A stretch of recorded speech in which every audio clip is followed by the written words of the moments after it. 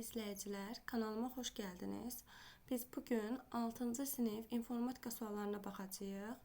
Birinci suala baxırıq. Burada ikili say sistemində ədəd verilibdir. Onluq say sistemində aşağıdakılardan hansına bərabərdir? Yəni, gəlin belə bu sualı daha kiçildilmiş formada həll edək, sonra buna baxaq. Məsələn, fərz edək ki, ikili say sistemində bu ədəd verilibdir. Bizə onluq say sisteminə çevrilməyi tələb olunur. Bu da ikili say sistemində onluğa çevirsək, eləyəcək 63. Yəni, burada da 1, 6 dənədir. Deməli, 2 üstü 6 minus 1-dir. Biz onluğa çevirəndə, yəni 63 almaq üçün bu ədəddən 1-i çıxmalıyıq. İndi burada da eyni qaydadır.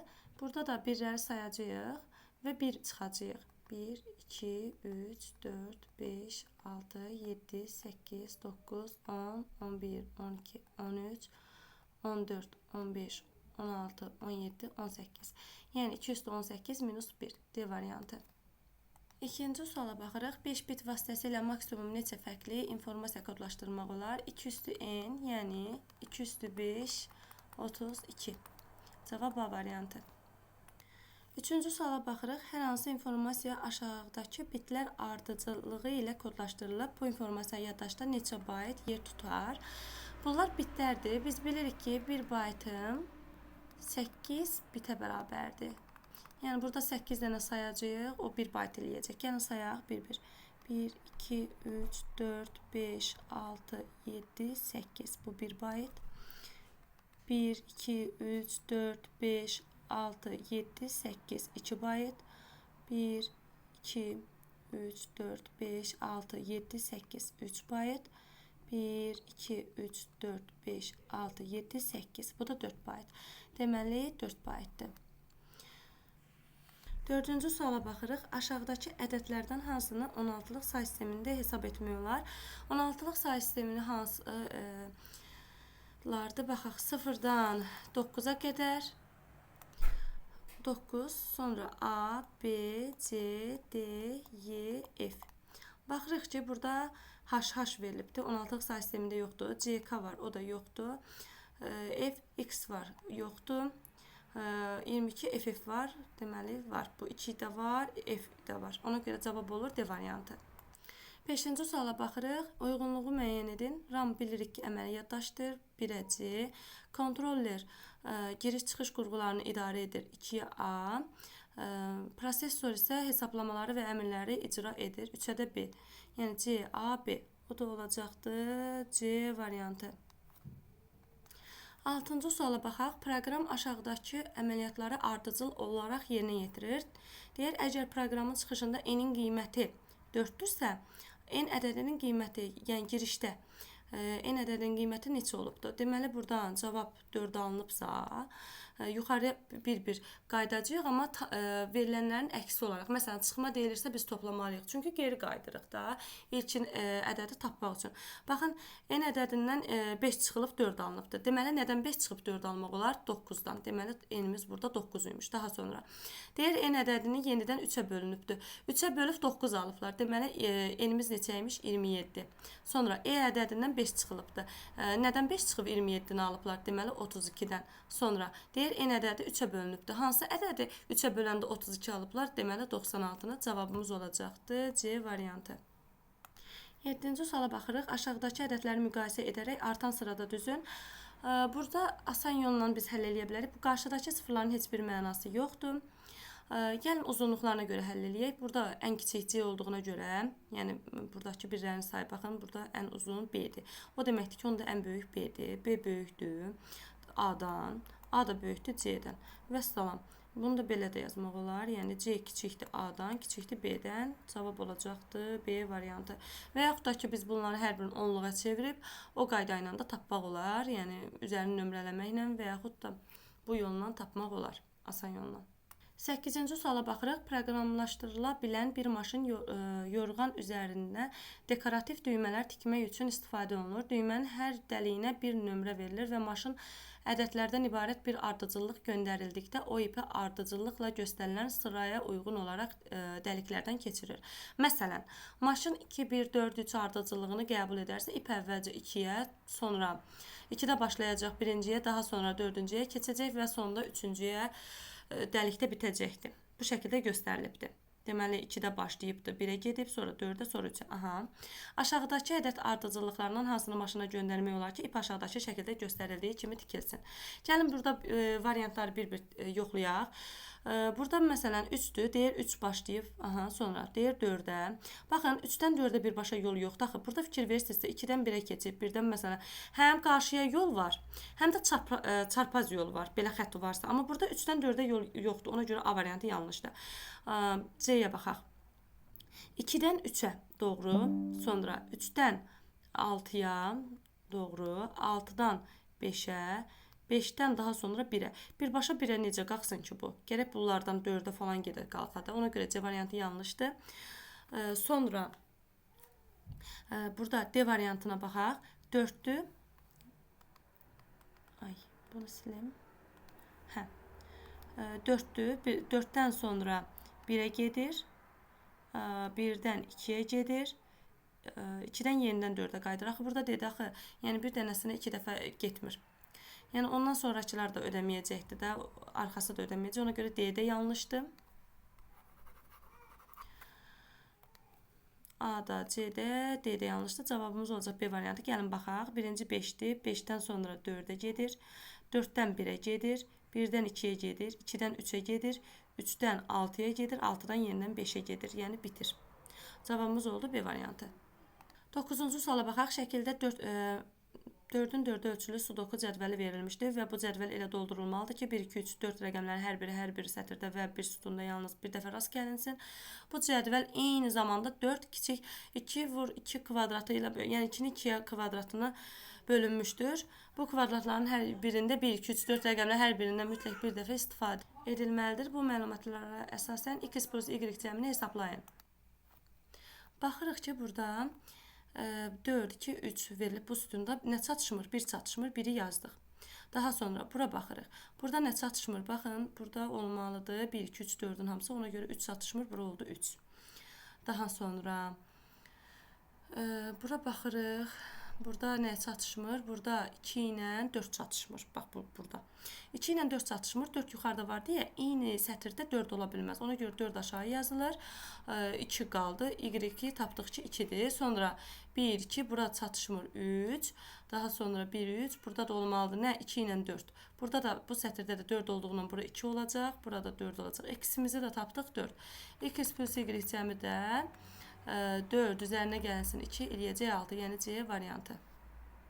Bu suala baxaq. 8-lik say sisteminə verilən bu ədədi ikilik say sisteminə çevirin. 8-likdən 2-yə çevriləndə 4-2-1 qaydası ilə olur. 4-2-1. Buraya yazacaq məsələn 6, 0, 1, 0, 7. 6 4 ilə 2-nin cəmidir. Ona görə 1, 1 yazılacaq. 1-in aşağısına 0. 0 üçün heç bir istifadə olunmuyor. 0, 0, 1, 0, 0, 0. 7-ni almaq üçün hər üçünün cəmi olmalıdır. 4, 2, 1-ə də 1 yazacaq. Deməli 1, 1, 0. Bunun başlığında 3-dən 1-dir. Ona görə getdi. Sonra belə 3 dənə 0 olmalıdır. Sonra 0, 0, 1 olmalıdır. Sonra 0, 0 olmalıdır. Sonra 1, 1 ilə cavab A variantı. 11-ci suala baxaq. Deyir, aşağıdakı algoritmin girişində n-in qiyməti 5 verilərsə, 5 daxil et, 5. Hansı ədədlər alınacaq çıxışda? 5 fərqlidir birdən, bəli, hə.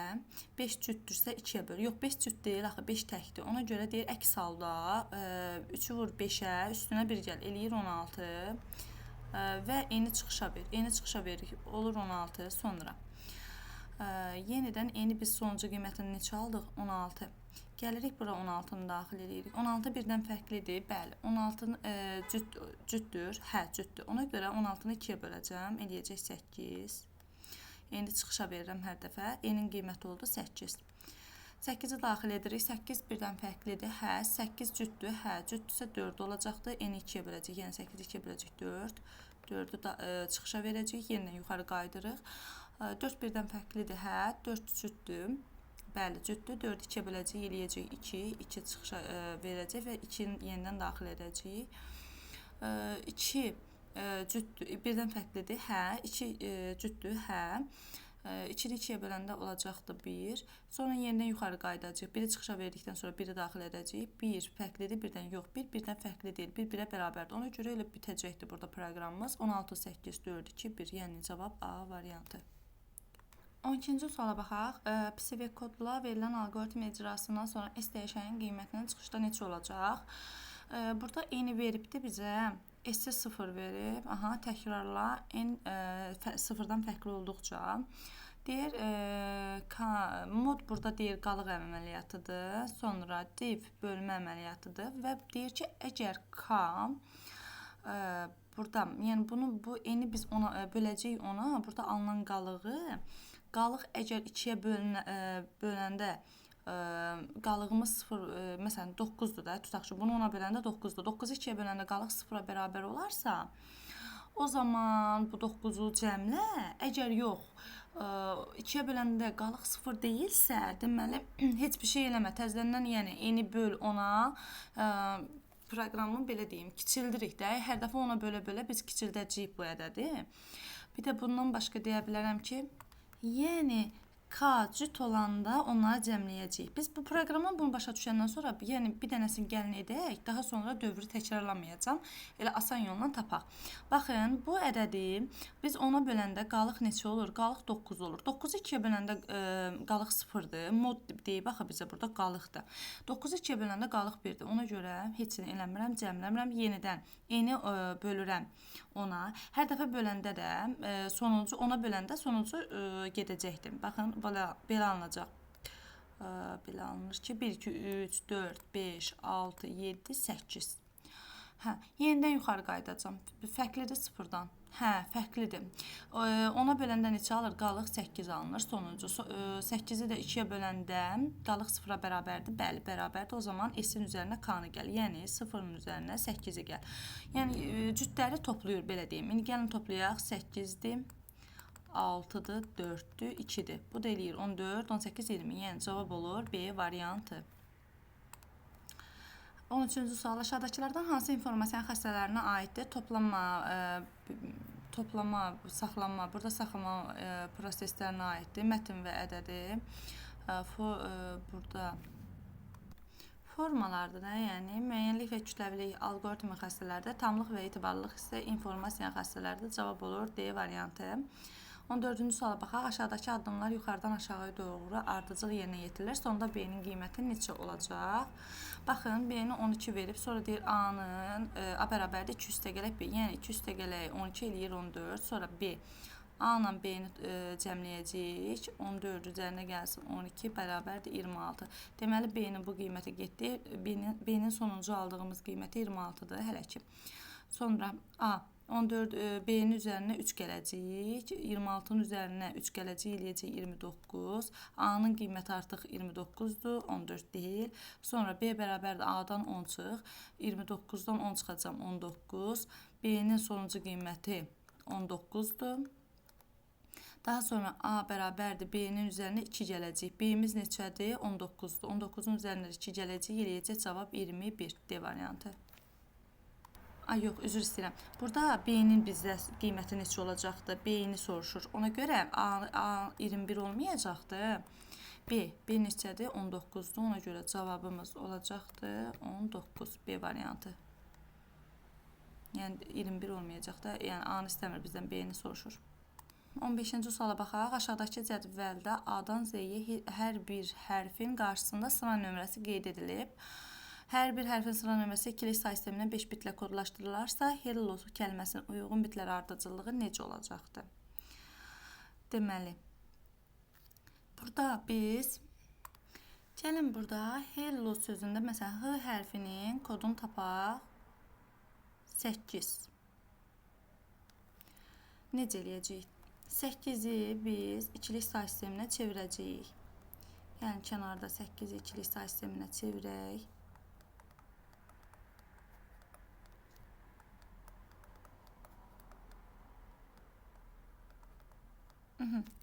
Cavabımız nə oldu?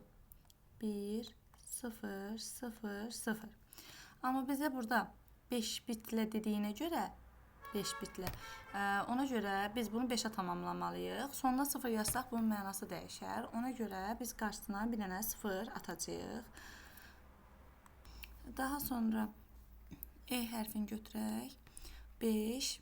5-i ikiliyə çevirək. 5-i də ikiliyə. Gəlin bir asan yolundan da tez-tez çevirək. Hamısını 1, 2, 4. 2-nin qüvvətlərini yazıram. 5 bunlarla 1-lə 4-lə 1-in cəmidir. Yəni 1, 0, 1. 5-ə də tamamlayanda qarşısına 2-dən 0 olur. 2-dən 0 belə. Sonra L hərfi. L hərfi 12-dir. 1, 2, 4, 8. 12-ni tapmaq üçün 8-dən 4-ə 1. Digərlərinə 0. 5-ə tamamlamaq üçün qarşısına da 0 atacağıq. 0, 1, 1, 0, 0. Sonra bir dənə də təkrar olacaq. Çünki niyə? L hərfi 2 dənədir də. Ona görə.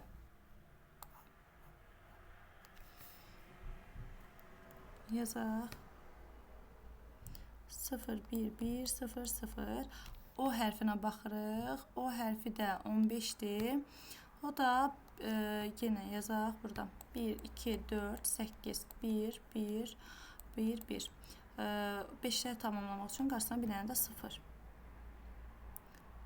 0, 1, 1, 1, 1. Aha. Baxırıq ki, burada elə 0, 1, 0, 5 dənə gələn elə D variantı olur cavab burada. 16-cı suala baxaq. Aşağıdakı proqramda alqoritmin hansı xassəsi pozulub? Başla, n natural ədədini daxil et, təkrarla, n plus 2, n-i çıxışa ver, bitir. Burada dayanma şərti yoxdur, ancaq daima deyir ki, elə təkrarla. Ona görə burada sonluluq xassəsi pozulubdur. Cavab olur C variantı. 17-ci suala baxaq. Hər bir simvolun 8 bitlə kodlaşdırıldığını nəzərə alaraq cədvəldə 1024 şagirdin hər biri haqqında informasiya 1024 simvoldan ibarət olarsa bu cədvəl yaddaşda nə qədər yer tutar? Bir dənə simvol 8 bitlə kodlaşdırır. Deyir ki, 1024 dənə şagirdi informasiyası. Yəni 1024 dənə şagirdin bir dənəsi haqqında 1024-dür. Bir dənə şagird haqqında 1024 simvoldan istifadə olunur. 1024 şagird haqqında nə qədər simvoldan istifadə olunur? X. Yəni o da eləyəcək 1024 vurulsun 1024. Deyir ki, nə qədər yer tutar? Biz bunu da burada baxırıq ki, bu arada baytdır da, yəni baytlandır. Bitə çevirməmişik. Variantlara da baxırıq ki, kilobayt, megabayt var. Gəlin bunu biz baytdan megabayta keçəndə də 2 üstü 20-yə bölək. Bu 210 vurulsa 210 da elə 220-dir. Bunlar da ixtisar gedəcək, qalacaq 1 megabayt. Yəni cavab olacaq A variantı. 18-ci suala baxaq. Sara qrafik redaktorda 16 dənə eyni ölçülü kiçik ağ kvadratlar çəkir. Daha sonra bu kvadratların bəzilərini aşağıda göstərildiyi kimi çəhrayı qələmlə rəngləyir. Sara bu qrafiki kompüterin yaddaşında saxladıqdan sonra faylın ölçüsü 7 bayt olur. Nəzərə alsaq ki, yaddaşı yalnız kvadratlar təyin edir. Ağ kvadratın hər biri 1 bit olaraq hesablanırsa, onda çəhrayı kvadratın hər biri yaddaşdan neçə bit olar? Gəlin ümumi kvadratların sayını tapaq. 1, 2, 3, 4, 4. Burada olacaqda 16 dənə kvadrat, 16 dənə kvadratımız var. Və deyir ki, burada ağ kvadratın hər biri 1 bitdir. Gəlin sayaq. 1, 2, 3, 4, 5, 6. 6 dənə ağ kvadrat var. Deməli 6 bitdi. Deyir ki, burada da ümumi ölçüsü 7 baytdır. 7 baytı gəlin biz bitə çevirək. Eləyəcək 56 bit. 56 bitin 6 dənəsi ağdırsa, yəni bu ümumi bit 56 bitdir, ümumi bunların həcmi. Ağları da çıxsaq buradan 6 biti. Qalar bizdə 50 bit. Nə? Çəhrayılı olanlar. Çəhrayı da deyir hərəsindən neçə düşür? Gəl sayaq. 1, 2, 3, 4, 5, 6, 7, 8, 9, 10. 10 dənədir. Deməli, bu ümumi 10 dənəyə 50 bitsə, bir dənə çəhrayı kvadrata neçədir? X. Deməli, buradan da X-i tapanda eləyəcək 5 bit. O da cavabımız olacaqdır burada C variantı. 19-cu suala baxaq. Aşağıdakı fikirlərdən doğru olanı seçin. Klaviatura giriş qurğusu deyil. Xeyr, giriş qurğusudur. Yaddaşın ən kiçik ölçü vahidi baytdır. Bayt deyil, bitdir. İnformasiya aktual olmalıdır. Bəli, doğrudur. Alqoritm sonsuz ola bilər. Alqoritmin sonluluq xassəsi var. Yəni sonsuz ola bilməz, sonlu ola bilər. Cavab olur C variantı. 20-ci suala baxaq. Aşağıdakı fikirlərdən yanlış olanı seçin. Müəyyənlik alqoritmin xassəsidir. Burada bəli, doğrudur. Alqoritm təbii dillə təsvir etmək olar, doğrudur. Budaqlanan alqoritm şərtlə göstərilir, bəli, doğrudur, yəni rombla göstərilir, rombun içərisinə yəni yazılır. Blok sxem alqoritmin növüdür, blok sxem alqoritmin növü deyil, təsvir formasıdır. Ona görə yanlış olan bizdə D variantıdır. 21-ci suala baxaq. Aşağıdakı fikirlərdən doğru olanı seçin. RAM daimi yaddaş hesab edilir. Xeyr, əməli yaddaşdır. Yanlışdır. Skaner yaddaşı sürətləndirmək üçün istifadə edilir. Xeyr. Məsəl üçün, kağızda olan bir məlumatı, yəni qrafik bir yazını, belə deyim, kompüterə onu üzün köçürmək üçündür. Yəni, kağız üzərindəki olan mətn və şəkilləri oxuyur, onları rəqəmsal formaya çevirir də, yəni kompüterə, nəyəsə rəqəmsal formaya çevirir. Sonra prosesoru kompüterin beyni adlandırmaq olar, doğrudur. Printer məlumatı kompüterə ötürmək üçün də xeyr, çıxışdır. Yəni, ona görə yanlışdır. Cavab olur burada C variantı. 22-ci suala baxaq. Dövrə alqoritmi nə üçün istifadə olunur? Təkrarlanan əməliyyatları yerinə yetirmək üçün, yəni adından da göründüyü kimi dövr edir da, yəni. 23-cü sual aşağıdakılardan hansı həm giriş, həm də çıxış qurğusu hesab edilə bilər? Monitor çıxışdır, klaviatura girişdir, skaner girişdir. C variantı sensorlu ekran həm çıxışdır, həm girişdir, həm də çıxış. 24-cü suala baxaq. Cədvəllərlə işləmək üçün, hesablamalar aparmaq üçün hansı proqram istifadə olunur? Burada Word mətn yazmaq üçündür, PowerPoint slayd hazırlamaq üçündür, Notepad Word-ün əvvəlki versiyası da orada da yazmaq olur. Sadəcə biraz funksiyalar azdır, yəni Word-da daha çoxdur. Excel isə cədvəl, hesablamalar işləmək üçündür. 25-ci suala baxaq. Bir SMS maksimum 160 volt qəbul edir. Hər bir simvol 8 bit olduğu nəzərə alaraq 350 simvolluq mesajı göndərmək üçün SMS lazımdır. Bir dənə SMS-ə 160 dənə simvol lazımdır. 350 dənə bizim simvolumuz var. Neçə SMS lazımdır? X. Yəni X bərabərdir 350-ni böləcəyik 160-a. Bu da eləyəcəkdir 2 tam nə qədər? Yəni biz 2 dənə tam eləsək, yəni 350-dən aşağı olanlar yəni lazımdır da, yəni 2 dənə SMS. Amma biz 350 olduğu üçün 2 tam nə qədər var axı? Ona görə 3 SMS götürəcəyik ki, bütün hamısı orada olsun. Ona görə cavab olur C variantı. Bu günlük bu qədər, sağ olun.